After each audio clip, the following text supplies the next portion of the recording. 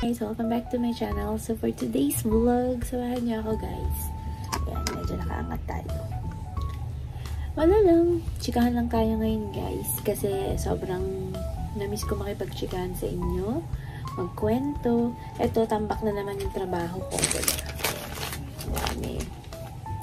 So ayan.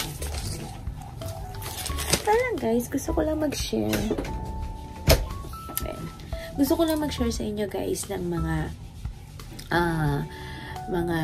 pwede kong ibahagi sa inyo ng mga tips and ideas na ginagawa ko this past few days. Kasi nga, sobrang, ewan ko ba, masyado akong nagiging sa social media ngayon. Most especially sa pag-upload ng mga nakakatuwa kasi guys na nakakatanggap ako ng mga free samples na nire-request ko. Hindi ganun kalalaki at saka hindi rin ganun kamamahal. Pero as in, na-appreciate ko siya.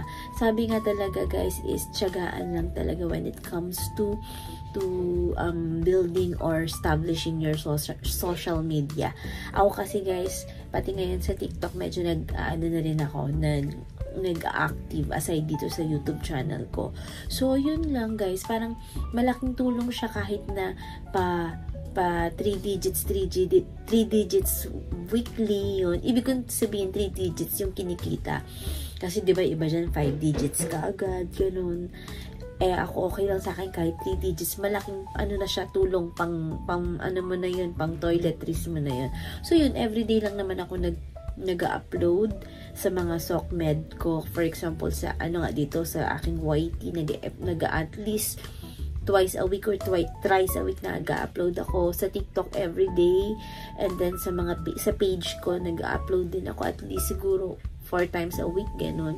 Tapos nag-active. Aside sa work, medyo nga lang talaga guys, kinakain lang ng oras. Talaga, kasi minsan aabutin ka ng 2 hours pag mag-upload ka, syempre mag-e-edit ka pa. So yun, parang nakakatuwa lang din, nakakaalis lang din ng pagod. Huwag ka lang papastress ha. For example, hindi ka nagba-viral or what. Ang gawin mo lang, magtiyaga ka lang talaga mag-upload. Ako hindi ko masasabing big na ako kasi hanggang ngayon matagal na ako nagba-vlog pero mababa pa rin yung aking service, diba? Pero okay lang yun sa akin. Ang ginagawa ko is ini-enjoy ko lang kung ano yung ginagawa ko ngayon, kung ano yung pagkukwento, pagchichika, pag-share ng mga activities ko, yung mga kinakain ko, yung pagtugtog ko sa simbahan, sinishare ko, natutuwa ako sa gano'n. Tapos kapag may mga nababasa ako magagandang comment, nakaka-inspire siya. At saka higit sa lahat, yung mga regular na nanonood sa'yo, na nandyan lagi, naantay, nakakatuwa. Kasi as in sila, kahit ako rin naman sa kanila, regular din akong nanonood. Kumbaga parang, ganun yung feeling. Tapos yung ganito nga, bonus na nga lang yung sa isa kong SOCMED na nakakatanggap ako ng free samples. Nakakatuwa kasi ibig sabihin may nagtitiwala sa'yo paunti-unti, diba? Yun lang, yung parang tiyaga lang talaga.